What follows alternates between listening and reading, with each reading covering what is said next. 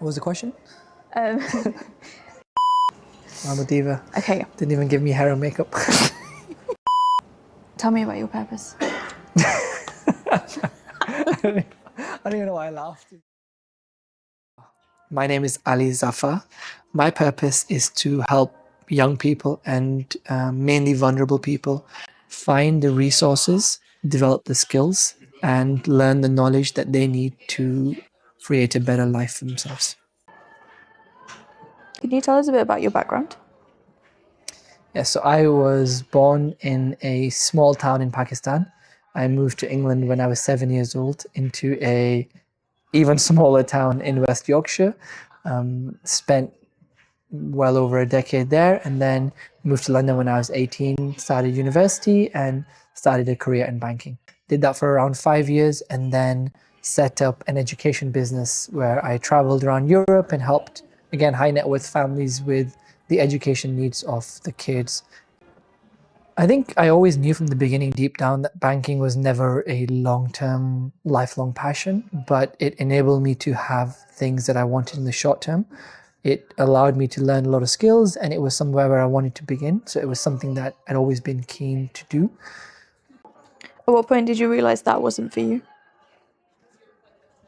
Pretty early on, there was actually an incident that happened during the training aspect of my graduate program where we were, ironically enough, it was to do with ethics training, and there was a moral question that was put on the board. And I won't repeat it, but I will say that it's linked to a topical geopolitical issue that is currently taking place. And everyone very matter-of-factly took a stance that I strongly disagreed with. And these were my peers that I would then be spending the rest of my time with. And for me, it wasn't necessarily that they had a difference of opinion, because I think that's healthy and that's natural. It was the ease and the comfort with which they made that decision and how it was almost like a matter of fact. And I realized that it was an industry and an area where actually I was always doomed to be in a situation where people fundamentally disagreed with my values. And I remember actually making a phone call to my parents that day saying, like, am I in the wrong place? This is the wrong decision. Will this come back to haunt me?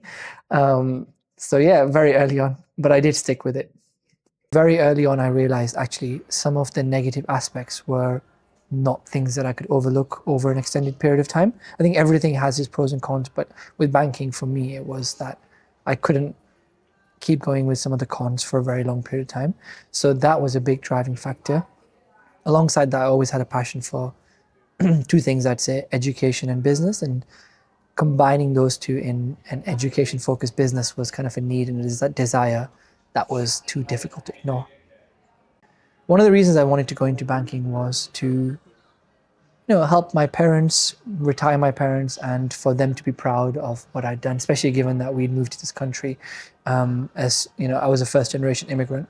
So there was a point in banking when I was doing relatively well. I had been promoted, I was successful, and my mum was visiting me in London. So I decided to take her to my office in Canary Wharf. I signed her into reception. I took her to the client offices on the top floor, and it was late evening. The sun had already set, and the views were incredible. So I asked her to look out, and I said, "Look at the beautiful views, and look at the office that I'm working in, etc." And I remember that she looked out for maybe like half a second, and then she looked straight back at me, and she was like, "You're not happy here?" And the truth was, I wasn't happy here, but I hadn't told anyone. Like, I never communicated it, not to a friend, not to a family member. So actually hearing her voice that very quickly, and I of course tried to hide it and debate her and said, "No, no, of course I'm happy. This is great." She was kind of like, "No, you don't have to be here. This is not compulsory. You can come home. You can do whatever else you need to do. There are better things that you'll be able to achieve." And I think hearing her say it helped to solidify the belief that I'd already had, and the seed that already was inside me, I think, started to really take hold around then. This was around 7 or 8 months before I eventually resigned. Sometimes you don't know what your purpose is, but you know what your purpose isn't. And that can be almost a more powerful motivator. So I think getting that confirmation, which happened relatively early on, based on the type of people that were around me and the values that they held, that I didn't want to work in banking for the rest of my life. that in itself was a huge driving force. So I didn't know at the time. I knew that I was interested in education. I knew that I was interested in business, but that is so broad. That can't be a purpose. So it wasn't the pull of this desire that made me make the decision. The seed was actually the lack of compatibility of what I was doing with where I wanted to be, or at least with the values that I had. Mhm. I think initially there was fear. I voiced it to a few people that I was thinking about leaving, and except I'd say my parents, the general consensus was, "Are you sure? Why?" And I think I struggled with being able to articulate the exact reasons because, to be honest, I didn't know as strongly as I do now some of those reasons. I especially hadn't really voiced them. Like I said, my mom helped me to think about some of those things, but really, it was not something that had ever been like verbally said or confirmed to anyone. So I was myself struggling to articulate it. So I think starting the process was very difficult.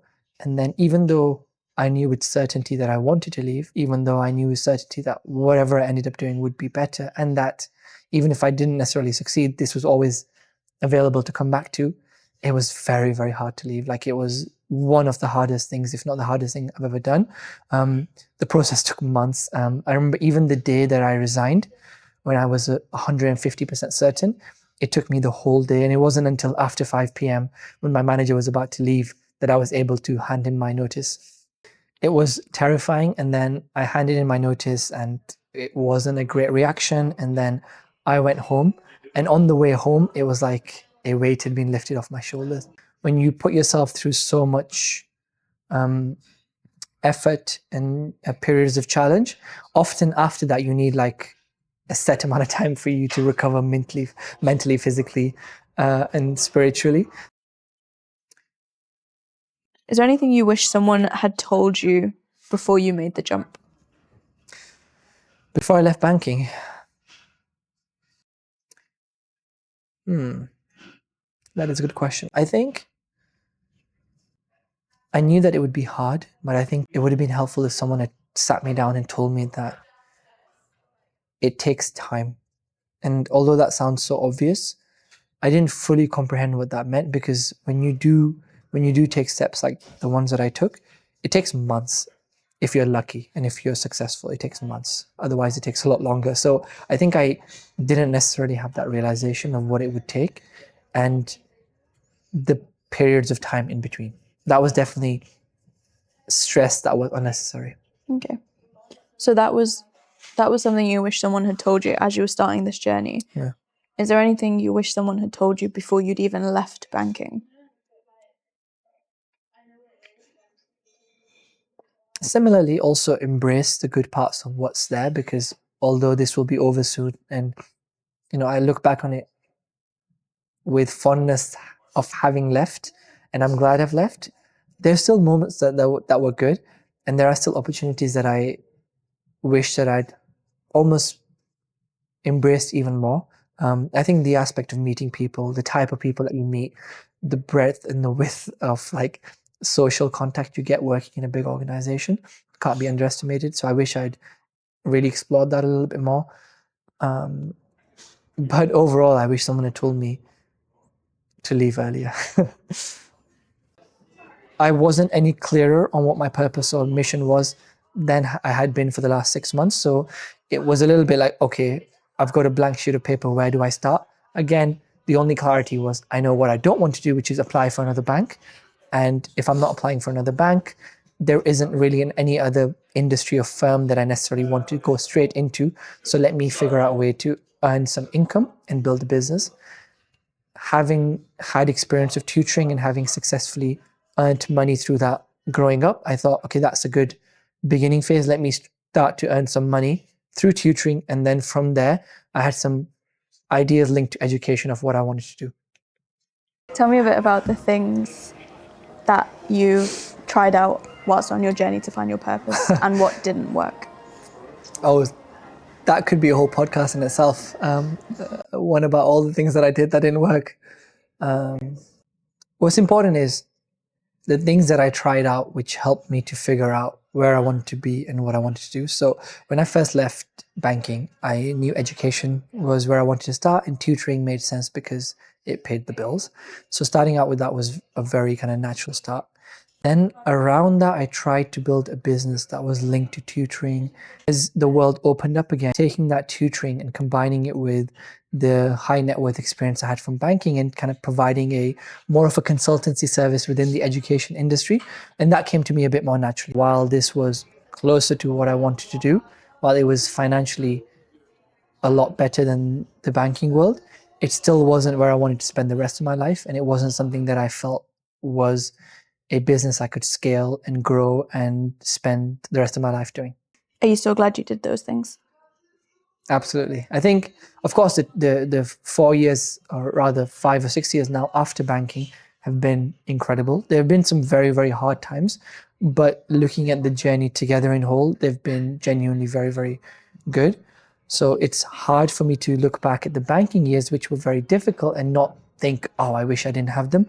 But I have to remind myself that ultimately the framework of what I do now and the groundwork for what I do now was built in those years. Okay, interesting. So talking about the point of your journey that you're in now, is it what you expected? I think it's what I want now, and it's what I expect now. But back then, I couldn't comprehend what I wanted. I couldn't have imagined this because my mind wasn't open to the possibilities of what a life like this could be like. So I definitely wouldn't say I expected this, but that's not because I expected something different. I just didn't know how to think about the future in this way. And how does it feel knowing that you're working towards what your purpose is? It's definitely a lot easier. It's a lot easier to deal with the issues and the challenges that come up, because no matter what you do, whether it's a job, whether it's a business, whether it's something you love, whether it's something you hate, you will end up inevitably facing really difficult challenges. And some of them are almost existential challenges that threaten the very existence of what it is that you want to achieve, or the project that you're working on. It's a lot easier to keep going when you feel like this is what I want to be doing, and it doesn't really matter what happens in the short term, versus when you're doing something for a specific purpose or it has an end date, and then when something happens you're like, well, is this the end date now? Have I overrun this past its course? So I think the biggest feeling now is knowing that this is what I want to do means that when I'm faced with those challenges, they're kind of like, okay, how do I overcome them, as opposed to, shall I keep going? And what is it that makes you want to keep going, especially when things go wrong? It's this idea of, if not this, then what? So, I mean, there are bad days and there's hard days. And then in those days, you kind of think through your options. And for me, when I think through those options of, okay, do I go back into a corporate role? Do I go back into a tutoring role? Do I set up a different kind of business? There isn't anything at all that appeals to me in a way that makes me compelled to take action away from what I'm doing now. Do you feel more at peace? With what I'm doing, yes. Not on a day-to-day? Not on a day-to-day basis, yeah. But overall, with what I'm doing, absolutely. Okay. And do you have anything or anyone that keeps you accountable? On a personal level, I guess the challenge in terms of accountability is that the friends and family I have around me right now are generally very positive, which they are incredibly supportive of whatever I do. So regardless of whether I'm doing well or badly, it's a situation where I wouldn't feel like my friends and family hold me accountable, because if anything, they're the ones telling me to slow down and that I'm working too much and so on. So yeah, definitely not a sense of accountability from them. Is there a point where you'll know that you've achieved your purpose or your goal? That's a good question. I think it's part of the danger of being ambitious. You never truly will achieve your purpose or your goal. One thing that I would say is essentially it's just now time. It's a case of how long. And rather than me achieving a certain goal in terms of financial metrics or in terms of achievements within the business, I think if I'm still doing this in 20, 30 years, then I've achieved my goal. So if anything, it's actually the thing that you're working towards, the fact that you're working towards it is the goal rather than a tangible outcome. Yes. And recognizing that early on, I made sure that linked to my larger goal, I have regular steps and smaller goals that I'm doing throughout the process that are essentially a smaller version of what that larger goal is. Because if that wasn't the case, I don't know whether I'll get to the larger goal, especially given the scale of it. But if I'm doing the small things on the journey there, then in a way I'm achieving the goal every day or every week or every month. Do you have any tips for people that are struggling to find their purpose or don't know where to begin? I think the challenge for a lot of people is, what is it that I'm good at doing? What am I passionate about doing and can do to help people? And how do I pay the bills? Like, reconciling those different areas is often the challenge. And I think people feel they have to make a sacrifice on, oh, well, I do this career because I have to put food on the table, but my purpose is probably far removed from this, but I don't know what it is. But even if I did, I know the things that I'm passionate about will never earn money. So then they almost feel like they're sacrificing it without even giving it a shot. If you're struggling to find your purpose, then you should be moving towards things that you love, spending the time doing the things that you love. And from that, I think the answer will become clearer. Nice. That's it. I think so. It's an Okay. amateur production, I swear.